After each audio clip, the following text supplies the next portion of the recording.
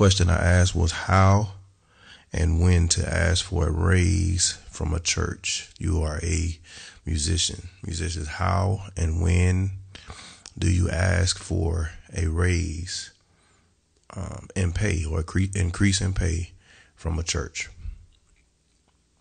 It's a very touchy subject because some people don't even feel that the musician should get paid at all. So that's kind of touchy in that area. But first I say when your skill set increases, you agree to a certain level or a certain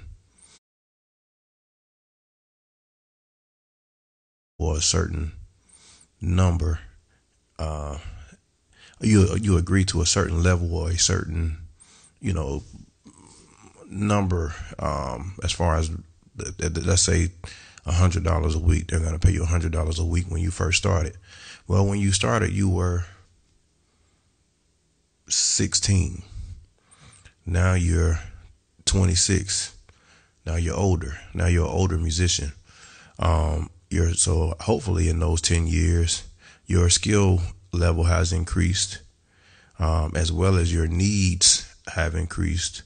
Of course you're purchasing, maybe you have your own drum set at this time. You have different things, that you have acquired, but your skill set basically is what I want to deal with. Your skill set has increased. Or maybe you went back to school and you've earned a degree. So you've gotten a lot better, as a musician since you've been there. It's time to ask. That's one of the moments where I would say it's time to ask for a raise. Your demand increases. Second one, your demand increases, meaning you went from an 8 o'clock service, from an 11 o'clock service. Now you're having an 8 o'clock service. Now you're having evening services. Now you got to be at church during the week. Now you instead of doing one required rehearsal, you're doing 2 or 3. Now you're working with the praise team. You didn't have a praise team before. Now you're working with the male chorus. So your demand increases. They're calling a lot on you to do things as a musician, a lot more than what you were doing before. So when your demand increases, when it's time, I just talked about, you were 16, now you're 26. So time has increased. Time has moved on. The cost of living has went up. Gas prices have gone up. Your rent, your mortgage has gone up. So time, you've been playing and you've been there for X amount of years. But not only with that time, makes you have a record of being faithful, meaning showing up to your post, your own time for every service, everything that they have that you're required to be at your own time, and you're there. They know that you're just not there just to be there. Make sure that you have a record of being faithful. Also, make sure that you exceed the expectations of the church or the ministry that is asking you to do something. So if I'm a musician and I'm playing, I need to make sure that when I come to rehearsal, I know my music. If I'm teaching parts, I need to know all of the parts. I don't need to waste the time of the people. Make sure that you know everything. It's not that they should really feel like you're worth so much more.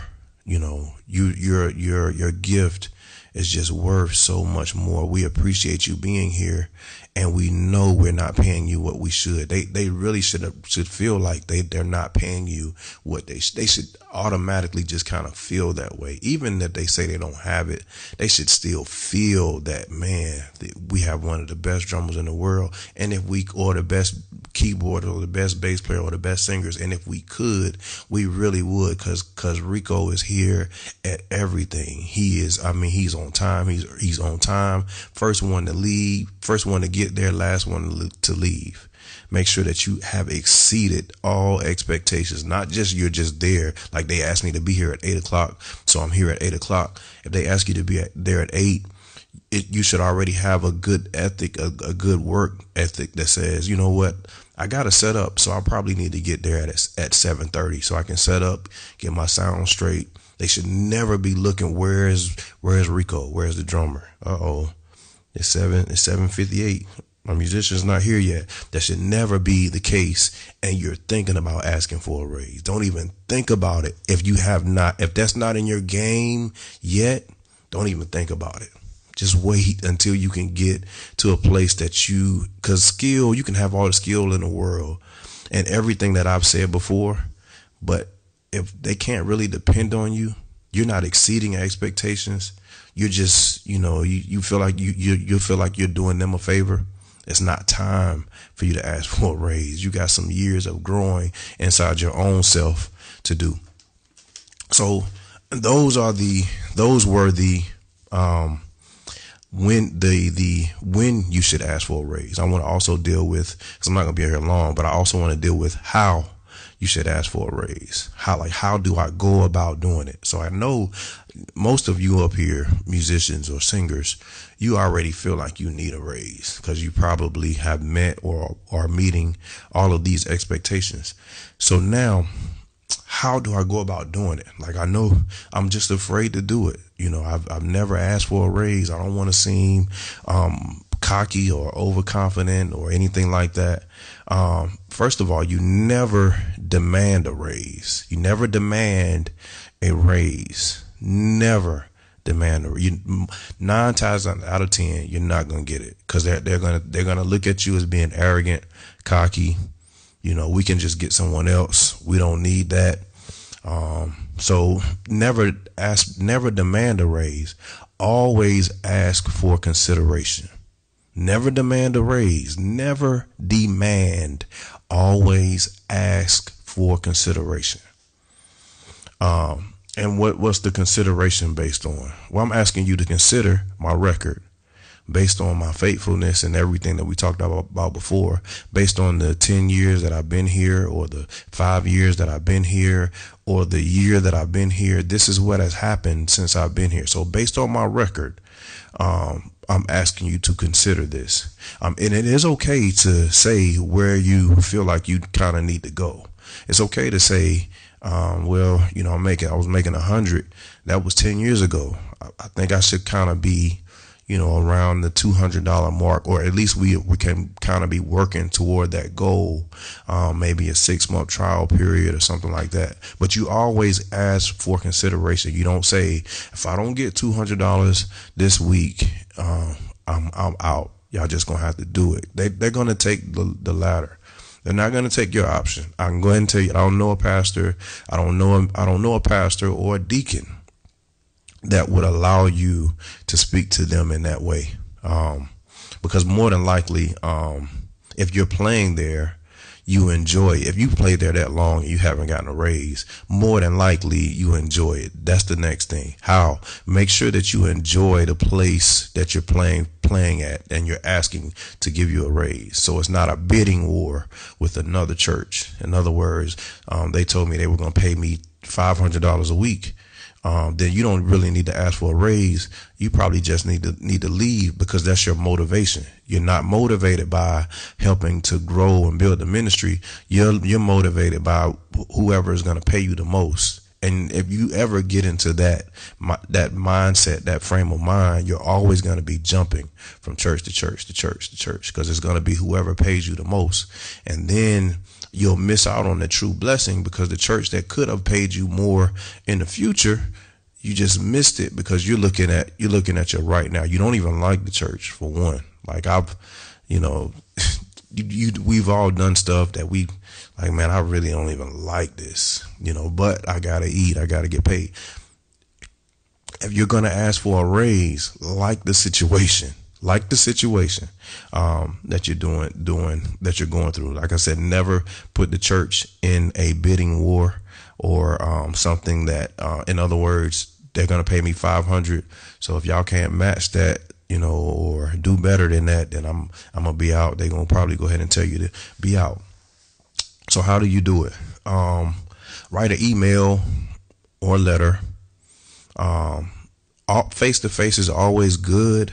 Is really good, but it also needs to be accompanied by a letter or email. If you're going to do a conversation, if you got a relationship with your pastor where you can talk to him, but, or the deacon or whoever you need to go to, board or whoever you need to go to, talk to them, but talk to them with, it in writing as well. So it'll never be said that you were demanding something or you were trying to bully the church, that you were, because you have it in writing. You have what you're saying in writing and you rehearsed it, you read over it. So your conversation matches exactly what you're saying, inside the letter. So write an email or a letter to the church. Make sure you give them whoever you need to give the copy to, and then you keep one for your own self. Make sure that you state in the letter. This is important. This is probably the most important part about the letter. But make sure that you state literally in the letter, and you can steal this. Make sure you state in the letter that this is not a demand, but only a request for consideration. This is not a demand, but only a request for consideration. Make sure you write that in the letter. If not, they'll try. I'm not saying that they will, but they can try to use that as a way to not give it to you. And then a lot of times when you say something to a certain person, by the time it gets to the head or the person that it's supposed to get to, they didn't say it like you said it.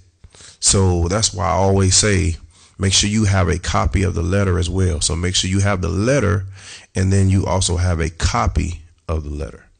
And I think that if you got a good record, you're exceeding all expectations.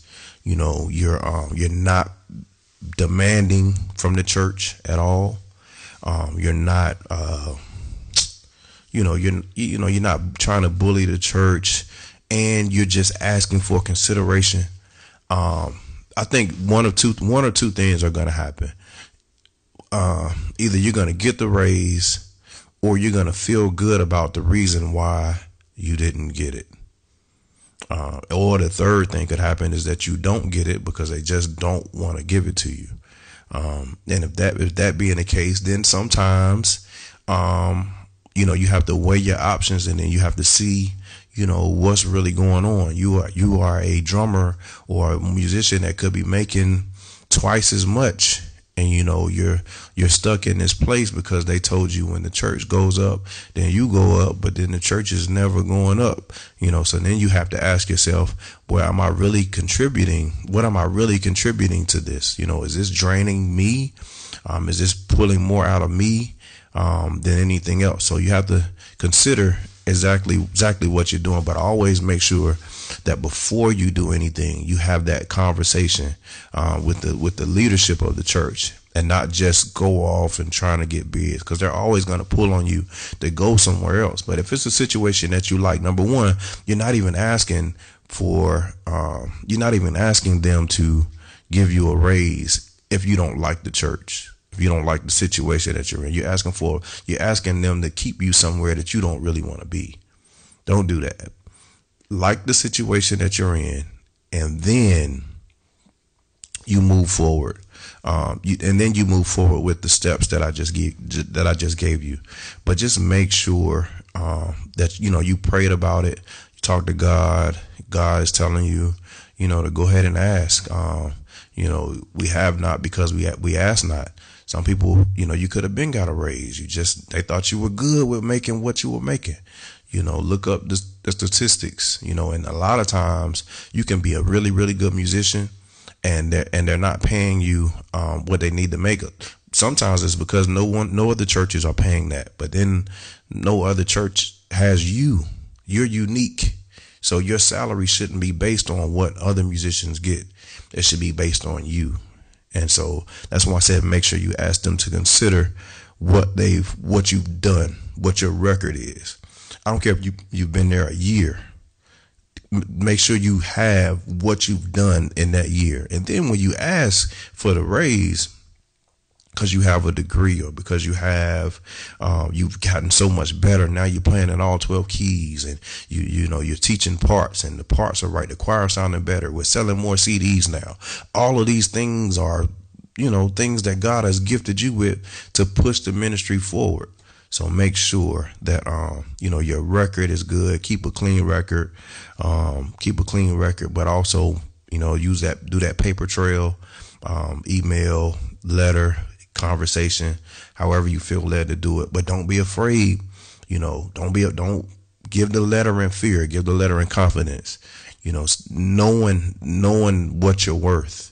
Knowing what you're worth to God. This is calling for you to be away from your family. You need to be, I say you need to be compensated. Of course, God is going to pay you as well, but you'll never be able to get that time back from the kids that you missed that game, or the things that ministry calls, that rehearsal that you didn't go on the date with your family with. You'll never be able to get that time back. So consider that. Man. I look forward to you reading your comments, and pastors, I would look forward to hearing what you think about it. Musicians, I look forward to hearing what you think about it. And I hope that helps you in getting your raise. And if you watch this video and you follow the steps and you get a raise, inbox me and let me know, man. Rico, that really helped me. They raised me up $25 a week. Believe it or not, $25 a week is an extra $100 a month. I can show you what to do with that. But anyway, man, y'all have a great day.